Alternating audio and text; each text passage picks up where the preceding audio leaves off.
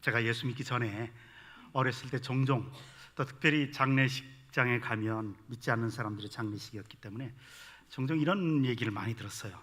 참 그 사람 고생하면서 돈 좀 벌고 이제 집 한 채 장만해놓고 살만하니까 죽었다고, 살만하니까 죽었다고요. 복은 다 받았는데 누려보지 못하고 그냥 갔다는 얘기 같더라고요.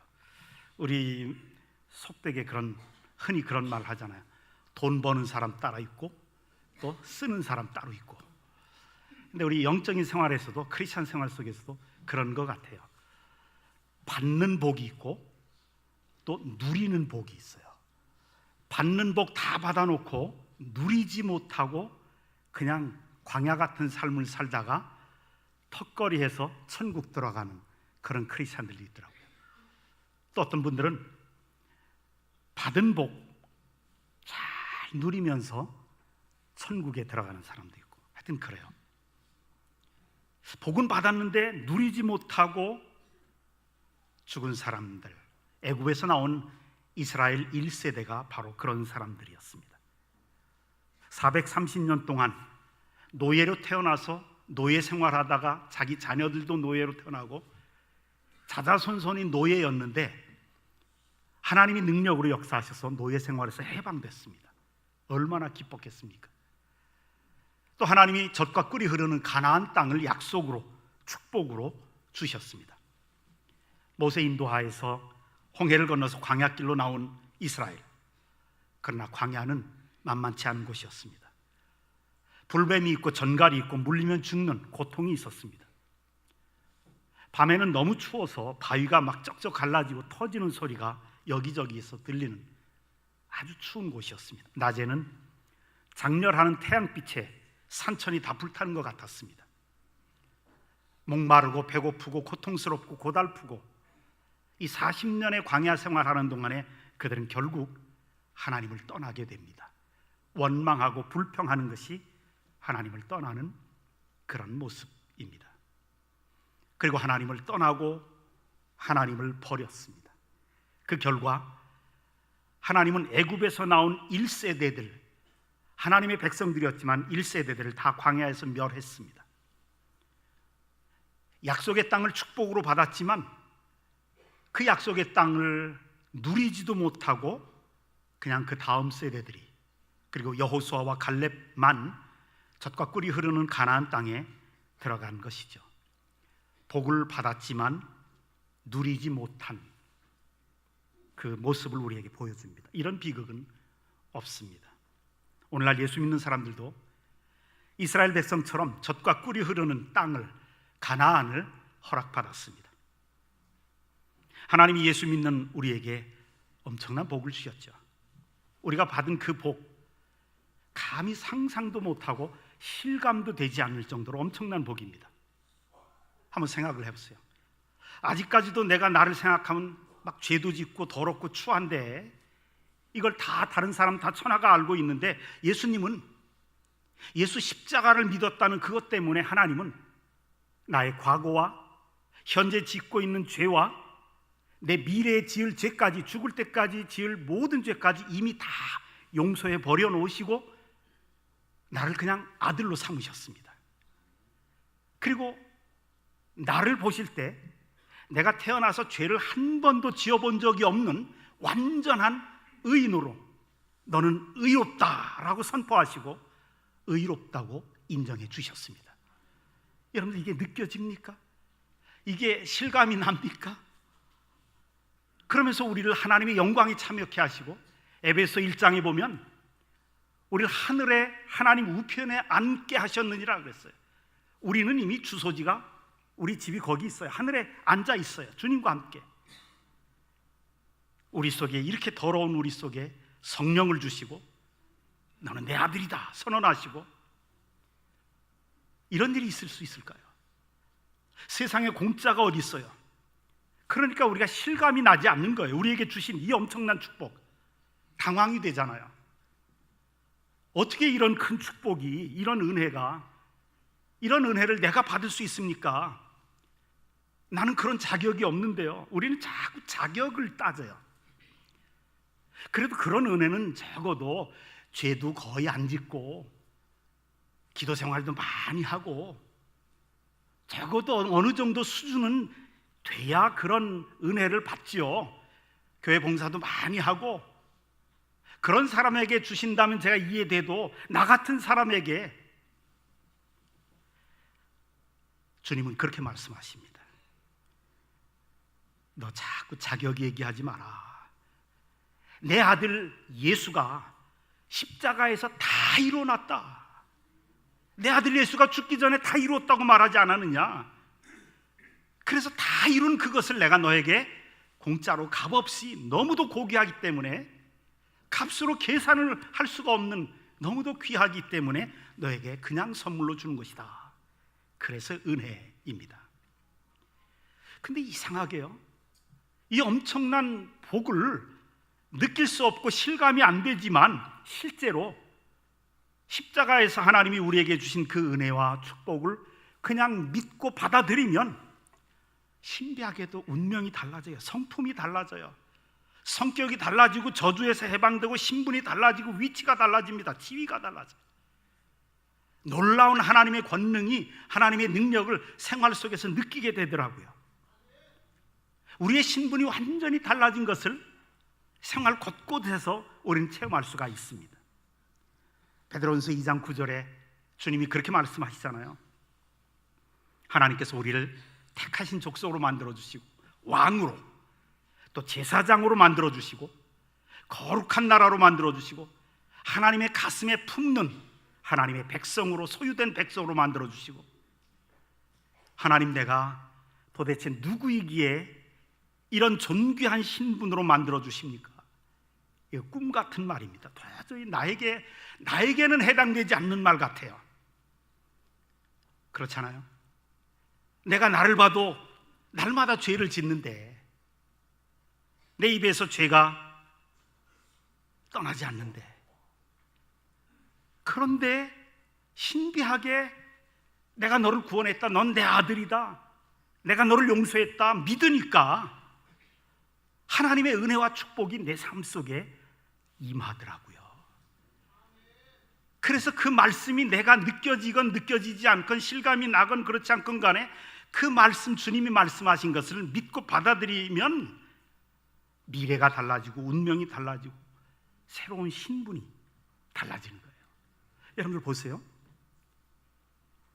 2절에 그들에게 들은 바 그 말씀이 그들에게 유익하지 못한 것은 듣는 자가 믿음과 결부시키지 아니함이라.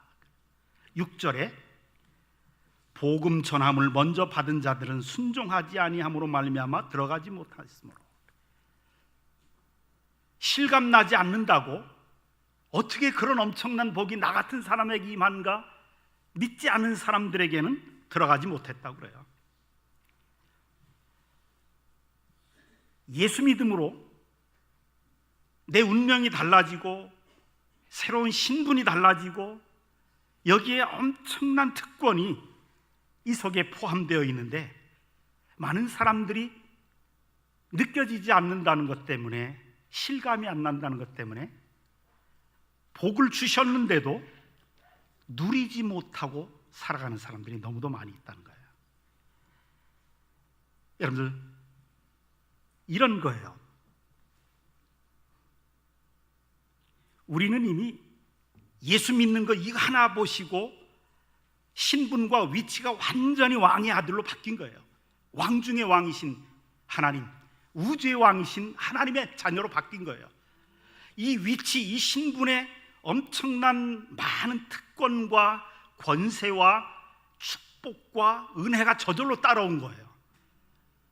그런데 이것을 모르기 때문에, 또 사용하지 않기 때문에, 믿음으로 받아들이지 않기 때문에 누리지 못하는 사람들이 많이 있다는 거예요.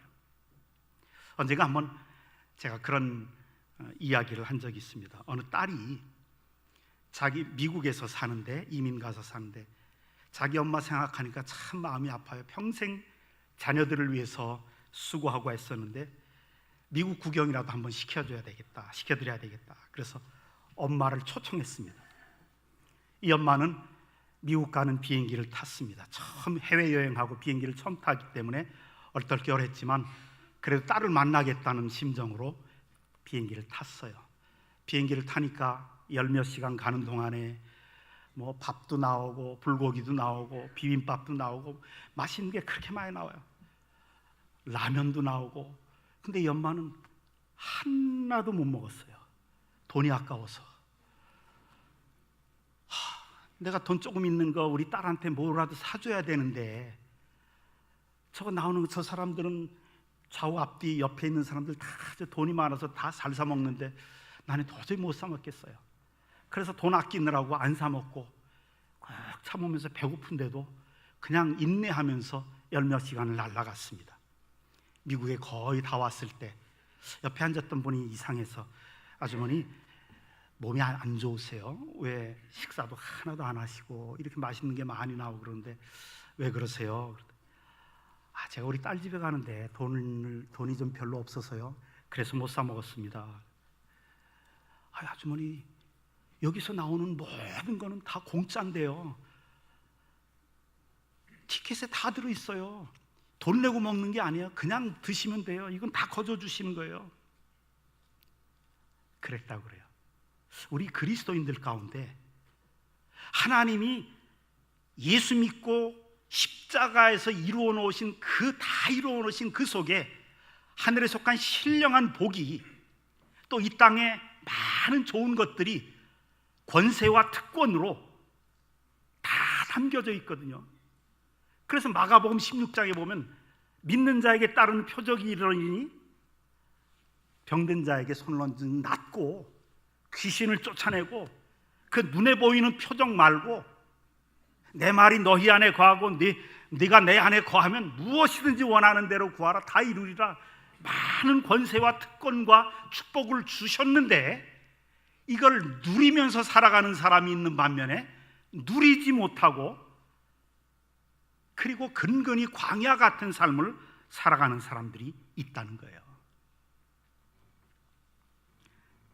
주님은 2절에 들은 바 그 말씀이 그들에게 유익하지 못한 것은 듣는 자가 믿음과 결부시키지 아니함이라 그래요. 하나님이 주신 복을 누리기 위해서 믿어야 한다는 얘기예요. 여러분, 하나님의 복은 환경에서 오는 게 아닙니다.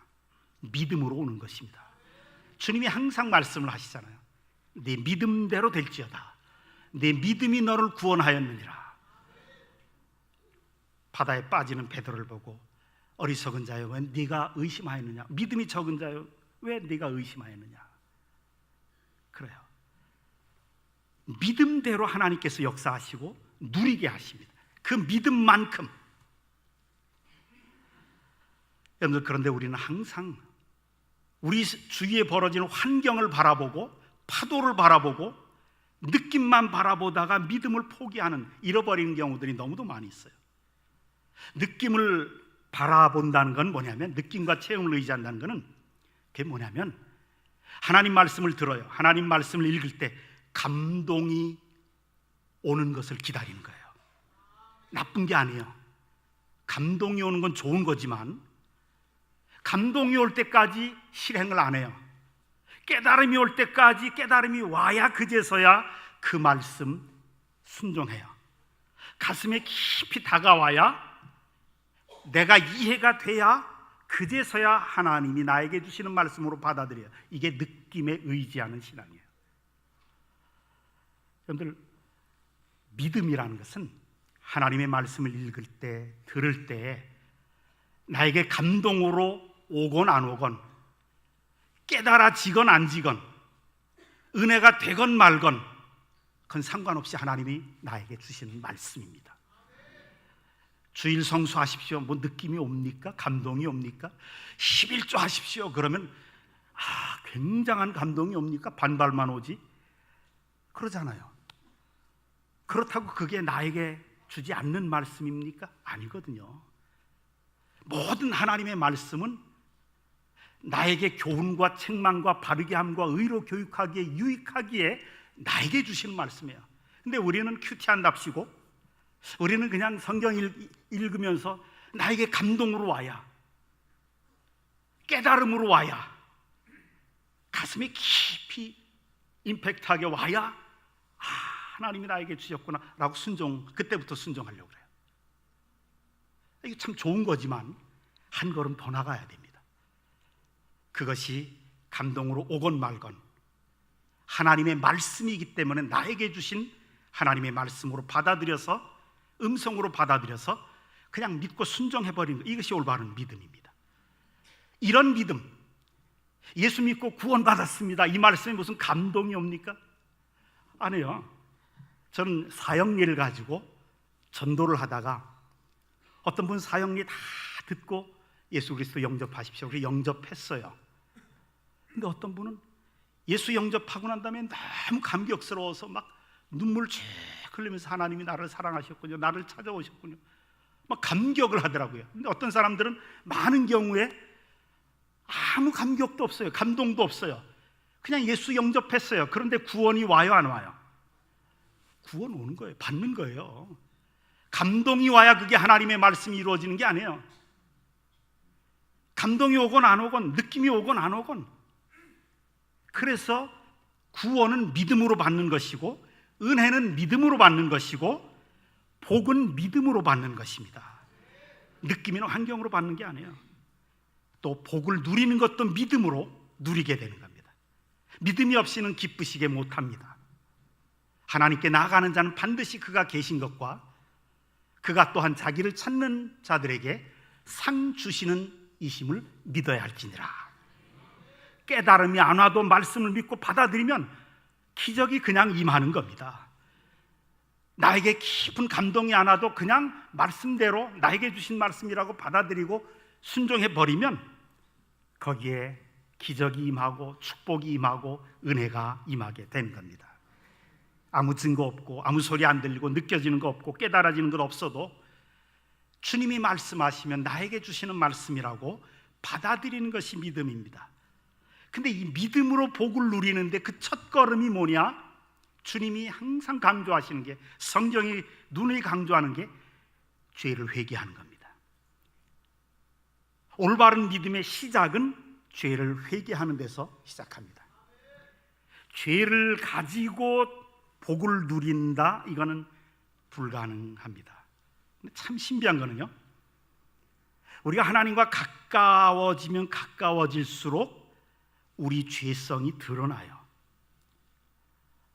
한번 생각해 보세요. 내가 지금 아주 더러운 누더기 옷을 입었어도 햇빛이 안 들어오는 캄캄한 곳에서는 그 옷 굉장히 좋다고 막 입고 돌아다닙니다. 근데 어둠이 가시고 햇빛이 쫙 찬란하게 비춰오면 그때 깨닫는 거예요. 내 옷이 얼마나 먼지 풀풀 나는 누더기 옷인가, 걸레 조각인가, 누추한가, 이게 드러나는 거예요. 우리가 세상 어두움 속에 살 때는 우리 죄악이 안 드러나요. 안 보여요. 그러나 하나님 은혜 속에 들어오면, 하나님이 비치기 시작하면 우리 속에 있었던 죄악이 막 드러나는 거예요. 우리 양심이 고통스러워지는 거예요. 어둠 속에 있었을 때는 항상 살아가면서 나는 상처받는, 누가 나에게 상처 주고 누가 나에게 상처 주고 누가 나에게 상처 주고, 항상 다른 사람이 나에게 상처만 준다라고 느껴지는데, 은혜 받으면 내 죄악이 막 드러나는 거예요. 내가 깨달아지는 거예요. 그게 아니었구나.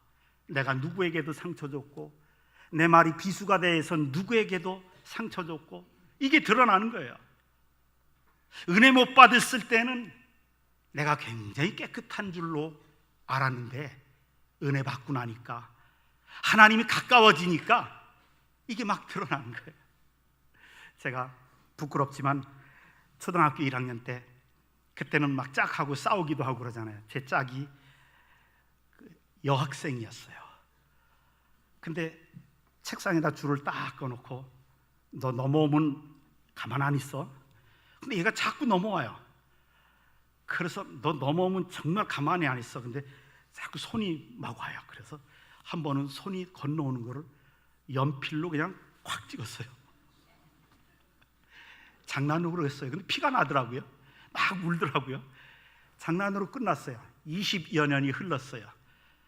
제가 예수 그리스도를 대학생 때 영접하고 구원받고 하나님 말씀을 읽으면서 많이 은혜를 받고 은혜의 빛에 딱 비춰보는데 제일 먼저 떠오른 죄가 초등학교 1학년 때 연필로 찍었던 그 얼마나 마음이 아픈지 막 그냥 펑펑 울었어요. 그게 가슴이 아파서 죄인지도 모르고 지었는데 은혜 받고 보니까 그게 죄인 걸 깨닫게 되는 거더라고요. 살아오면서 지었던 내가 했던 무수히 많은 말들, 생각했던 내 마음속에 그 많은 생각들이 죄인지도 모르고 살아왔어요. 나는 굉장히 거룩하고 깨끗하고 고상한 줄로 알고 살아왔다고요. 그런데 예수 만나고 보니까, 은혜 만나고 보니까 하나님의 말씀의 빛이 내 속에 비치니까 이게 막 드러나는 거예요. 어두울 때는 괜찮았는데 밝으면 내가 얼마나 더러운 내 죄악이 이제 드러나기 시작하는 겁니다. 양심이 막 고통스러워지는 거예요. 세상 사람들은 죄를 회개하십시오 그러면 내가 무슨 죄를 지었나? 내가 살인을 했나? 도둑질을 했나?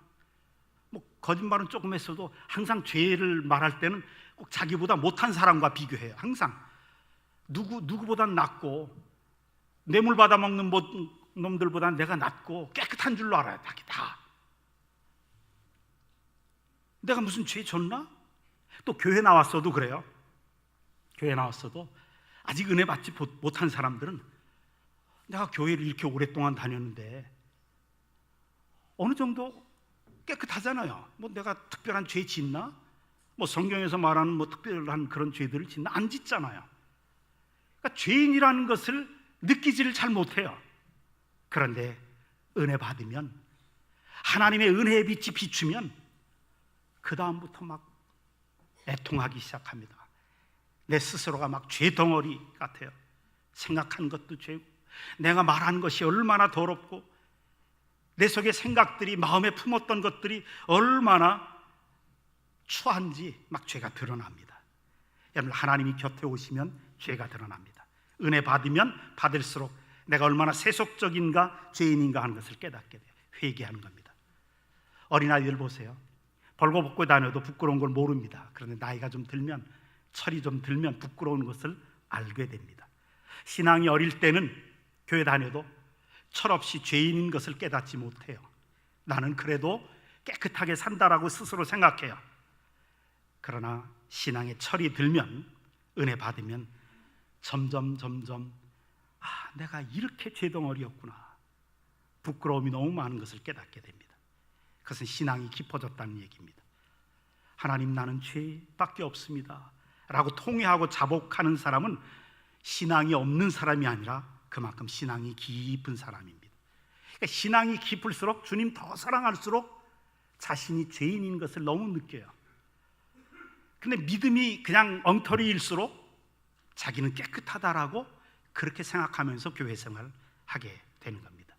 그래서 주님이 이 땅에 처음 오셔서 첫 설교하실 때 애통하는 자는 복이 있나니 그래요. 자신이 죄덩어리라고 하는 것을 느끼고 막 애통하고 고통스러워서 울부짖는 그 사람이 복이 있다. 왜? 하나님의 은혜가 임하고 용서가 임하고 평안이 임하고 위로가 임하고 하나님의 신령한 은혜가 다 임하는 거예요. 그렇습니다. 여러분들이 은혜 받고 신령하기 때문에 죄책감을 느끼는 것입니다. 은혜 받지 않고 신령하지 못하면 죄책감을 느끼지 않는 것입니다. 참된 성도는 많이 사랑하면 할수록 죄에 대해 더 많이 애통하게 됩니다. 우리가 하나님이 주신 복을 누리기 위해서 진정한 믿음은 죄를 회개하는 삶을 살아야 하는 겁니다. 그것이 믿음의 시작입니다. 두 번째는 내가 누구인가를 알아야 됩니다. 내가 어떤 신분을 가지고 있는지, 내 위치를 모르면 그 신분 속에 담겨있는 권세와 특권과 축복을 누릴 수가 없어요. 내가 적어도 왕의 아들인데, 이 우주의 왕이신 하나님의 아들인데, 그 하나님의 아들 얼마나 높은 고귀한 신분인데, 여러분들 예수 믿는 사람이 가지고 있는 신분, 이 정체성, 우리는 예수 믿기 이전에 옛사람이 다 사라졌습니다. 새 사람이 됐습니다. 우리는 용서받은 의인이 됩니다. 아브라함의 복의 자녀가 된 사람입니다. 하나님이 우리에게 부활을 약속하시고 영생과 천국을 주신 사람들입니다. 우린 하나님의 은혜로 새 사람 만들어 주셨습니다.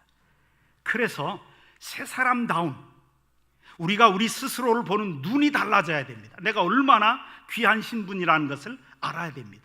내 가치가 얼마나 높은지, 예수님이 십자가에서 자기 생명을 바칠 만큼 내 가치가 고귀하고 높다는 사실을 알아야 되고 받아들여야 되고 입으로 시인해야 됩니다. 입으로 말한 대로 행동하기 때문에 그렇습니다. 그래서 우리가 어느 곳에 가나 누구 앞에서나 나는 항상 나는 용서받은 의인입니다. 나는 하나님의 영광에 참여한 사람입니다. 내 속에 적어도 성령 하나님이 함께 하십니다. 예수님이 나와 함께 하셔서 내 마음의 주인이 되십니다. 주님이 채찍에 맞음으로 나음을 입어서 나는 건강한 사람입니다. 나는 복을 받은 사람입니다. 나는 저주의 길에서 벗어나서 은혜와 축복의 길로 걸어가는 사람입니다. 나는 이 땅에서도 아브라함의 복이 나에게 임하는 사람입니다. 이 사실을 알고 입으로 시인해야 됩니다. 나는 죽음이 겁나지 않습니다. 왜? 나는 이미 천국에 주님이 영원히 있을 곳을 예비해 놓았기 때문입니다. 영생 복락을 얻은 사람입니다. 나는 영혼이 잘되고 범사가 잘되고 강건하도록 하나님이 은혜 주시는 사람입니다.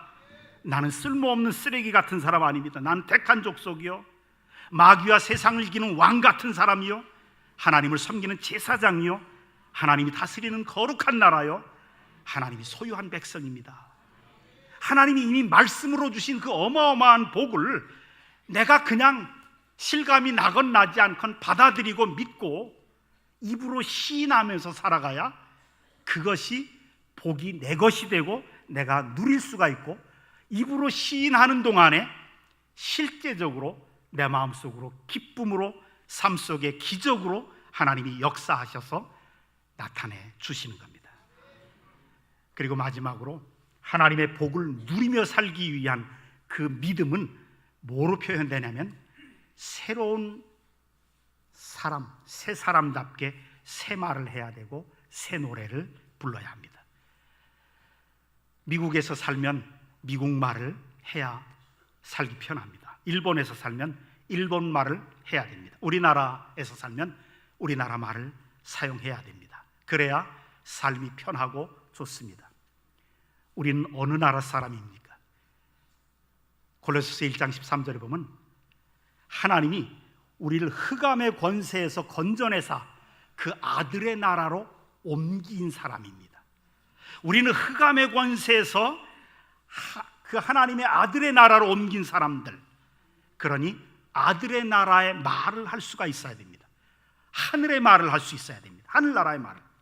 하늘나라의 말이 뭡니까? 성경이 우리에게 가르쳐 주시는 하늘나라의 말입니다.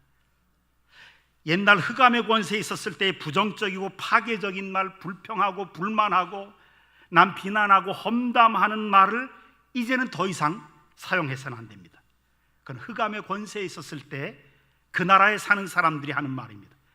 우리는 아들의 나라의 말, 믿음의 말을 해야 되고 축복의 말을 하고 희망의 말을 하고 사랑과 격려의 말을 하고 감사의 말을 해야 되고 긍정적인 말을 하는 나라의 사람입니다. 그 말을 할 때 하나님이 우리 속에, 삶 속에 우리가 하는 그 말 그대로 이루어지도록 역사해 주신다고 약속하십니다. 민수기에 내 귀에 들리는 대로 내가 행하리라 그래요. 너희 말이 내 귀에 들리는 대로, 축복의 말을 하면 축복이 다가옵니다. 세상의 말을 하면 세상이 다가옵니다. 긍정적인 말을 하면 긍정적인 일들이 다가옵니다.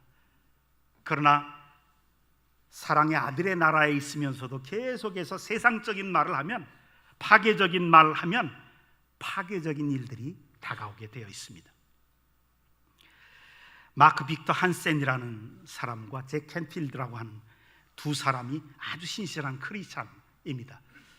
이들이 가장 가슴 아프게 생각했던 게 뭐냐면, 온 세상의 뉴스 매체들이 쏟아내는 뉴스들이 전부 죽었다는, 지진이 일어났다는, 아니면 홍수가 났다는 다 불행한 일들만 계속해서 쏟아내니까 어떻게 하면 세상 사람들에게 좋은 말을 줄 수 있을까? 좋은 말 할 수 있을까? 기도하면서 이들이 책을 하나 써요. 그 책이 뭐냐면 치킨 수프, 마음을 열어주는 101가지 이야기라고 하는 책을 씁니다. 이게 세계적인 베스트셀러인데, 이 사람이 그 책을 썼을 때 그 주위에 있던 많은 교수들이 여보게, 그거 세상 사람들 그거 안 읽어, 쇼킹하고 짜릿하고 막 그런 이야기나 있지 그런 거 안 읽어. 근데 이 사람은 뭐라고 얘기하냐면, 아닙니다, 괜찮습니다, 우리가 책을 내면 반드시 최소한 150만 부 이상 팔릴 겁니다. 입술로 계속 시인을 해요. 선포해요. 그런데 그 책이 나오자마자 1년 만에 미국에서만 150만 부 이상이 팔립니다. 그리고 전 세계 언어로 다 번역돼서 우리나라에도 책방 가면 치킨 수프 해서 마음을 여는 101가지 이야기, 아주 유명하죠. 크리스찬들에게 주신 권세 중에 하나는 땅에서 매면 하늘에서도 매이고 땅에서 풀면 하늘에서도 풀리리라. 주님이 그 권세를 주셨거든요. 시카고의 세계적인 그 그룹 기업 중에 이언 그룹이 있어요. 그 회장이신 클레멘트 스톤이 처음에 자기 사업체를 시작할 때 조그마한 회사였는데 직원들을 모아놓고 매일 그렇게 얘기를 했대요. 난 오늘 기분이 정말 좋다, 난 오늘 건강하다, 난 오늘 너무 멋있다. 계속 이 세 마디를 계속 외치게 했대요. 직원 회의할 때마다 난 오늘 기분이 좋다. 한번 따라합시다. 난 오늘 기분이 좋다, 난 오늘 건강하다, 난 오늘 너무 멋있다. 그런데 여기에 이 말을 계속 외치게 했더니 자신감을 얻은 직원들이 얼마나 열심히 성과를 많이 내든지 세계적인 기업으로 발전했다는 글을 읽은 적이 있습니다. 난 오늘 기분이 좋다, 난 오늘 건강하다, 난 오늘 멋있다. 저도 한번 설교하기 전에 몇 번 해봤거든요. 근데 맨 끝이 걸리더라고요. 난 오늘 멋있다. 그래서 거울을 봤어요. 그랬더니 진짜 멋있더라고요. 아멘 나왔어요. 미국 인디애나주에 있는 노틀담 대학에 미식 축구팀이 있습니다. 이 미식 축구팀의 감독 중에 전설적인 감독이 있어요. 루 홀츠라고 하는 이 감독이 이 노틀담 대학의 미식 축구하면 미국에서는 최고거든요. 인기 최고인데 이 노틀담 대학 팀이 최하위 꼴찌였었어요. 근데 루 홀츠라고 하는 이 감독이 부임하면서 제일 먼저 한 게 뭐였냐면 이 팀원들을 모아놓고 선수들을 모아놓고 항상 외치게 했어요.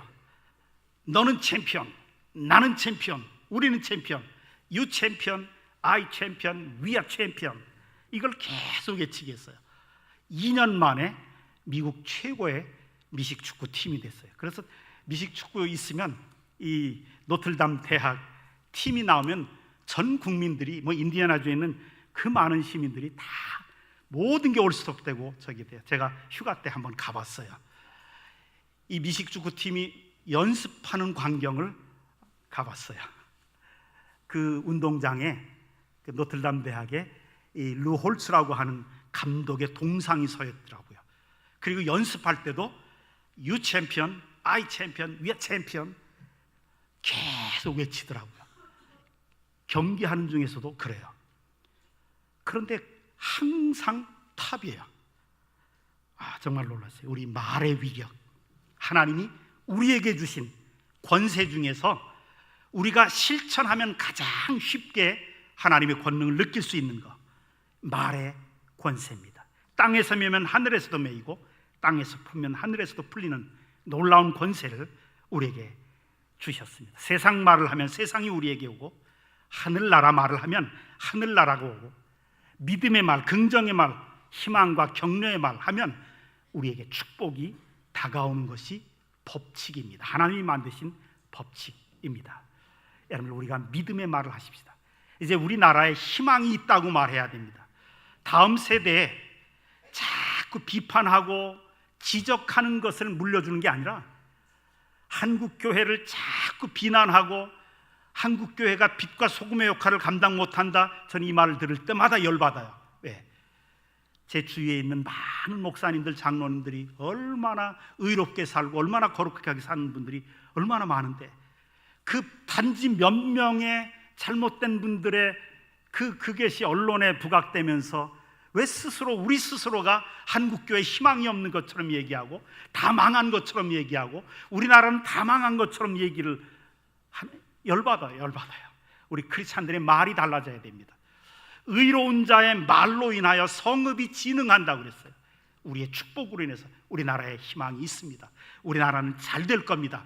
우리나라는 미래가 하나님의 축복으로 가득 찰 것입니다.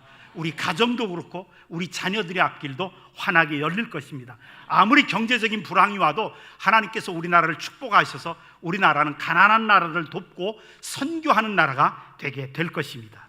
하나님이 우리에게 주신 이 축복, 이것을 믿음으로 항상 회개하는 삶을 살고 우리 자신이 누구인가, 어떤 신분인가를 분명히 알고 입으로 시인하면서 주님이 주신 권세를 사용할 때 하나님께서 주신 복 누리면서 살아가고 계승하면서 살아가고 남에게 흩어 구제하고 남들에게 나누어주면서도 우리가 차고 넘치는 그런 복을 받게 되는 줄로 믿습니다.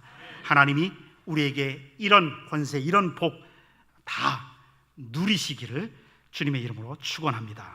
기도하십시다.